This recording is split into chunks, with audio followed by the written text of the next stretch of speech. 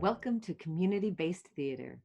The pieces you're about to see were written by Cal Poly Pomona students in collaboration with their community partners, members of the Pan-African diaspora, also known as Black, African, and African American people.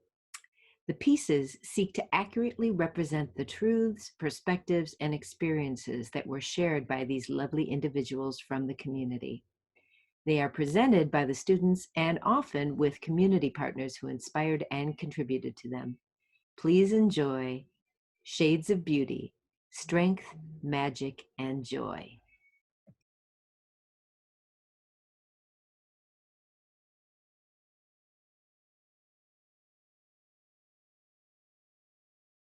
Hi, I'm Damaris Garcia.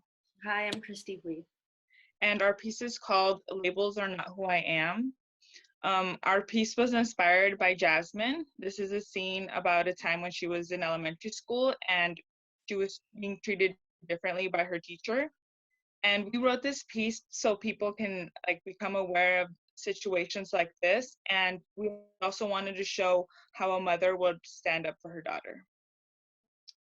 And we wanted to talk about discrimination and judgment against the African American community and a mother standing up for her daughter and to shed light on racism in schools and tell a story that's not commonly told. Labels are not who I am. Characters. Jazz, African American, age 8, a bright child who loves to learn, is close with her mother.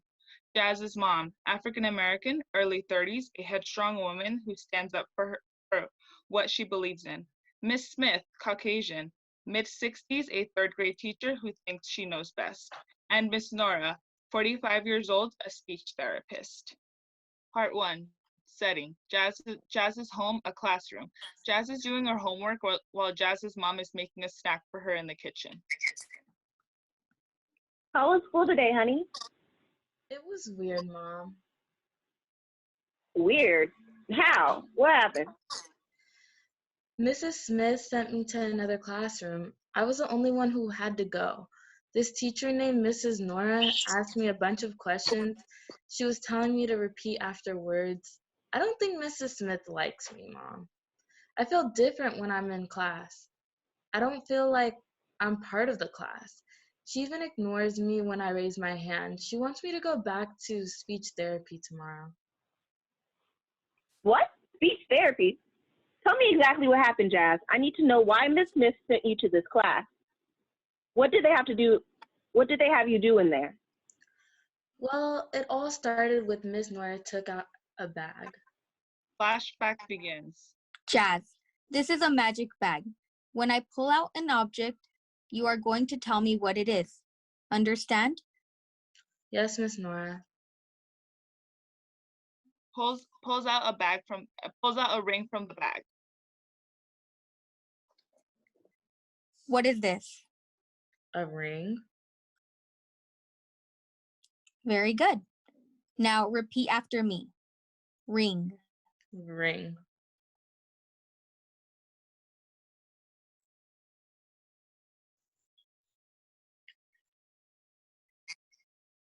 Excellent. Did I do something wrong? Miss Smith sent me here, but I don't know why. How come I'm always the only one from my class that I got sent here? No, you didn't do anything wrong, Jazz. You were an excellent student. Let me talk to Miss Smith for a second. I've tested her, Miss Smith, and to be honest, I don't think she needs speech therapy. That's not what I'm seeing in my classroom. I think Jazz could really use the extra help. I want you to continue to test her. Flashback ends and reverts back to Jazz and her mom in the present. Jazz, I'm going to have to talk with your teacher. Part 2. Setting. Jazz's third grade classroom. Jazz's mom and Miss Smith are in the middle of a tense conversation. I've been trying to contact you for weeks and even had to go to the principal's office in order for you to answer your phone calls.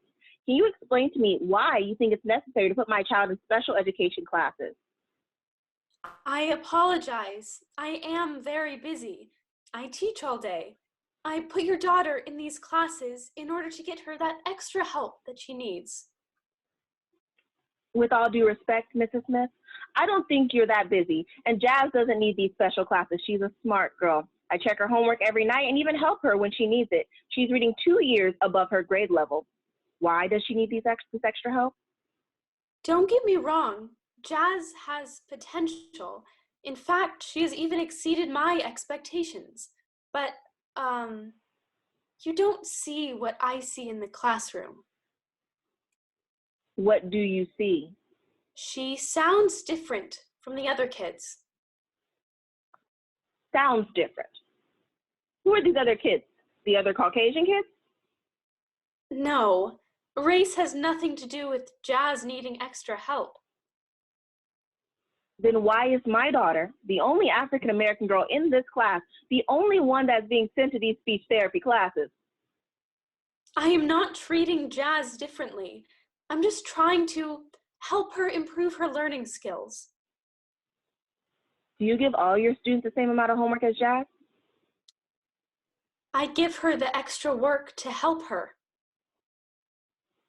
I don't appreciate the fact that you're trying to force my daughter to go to speech therapy when she doesn't need it. The speech therapist even said so herself. You isolate Jazz from the other kids by pulling her out in the middle of class to send her to speech therapy and giving her more homework than the other students.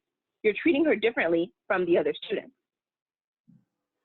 I don't know what else to tell you, but if that's how you feel, I'm not trying to. I'm sorry that you're feeling this way. I decide I'm pulling Jazz from your classes.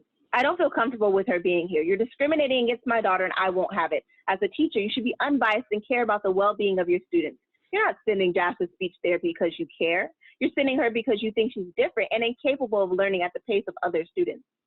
You couldn't even give her a real explanation as to why Jazz would need speech therapy, and her grades prove otherwise, that she doesn't. I hope you can learn one day to put your judgments aside and be a more open-minded human being.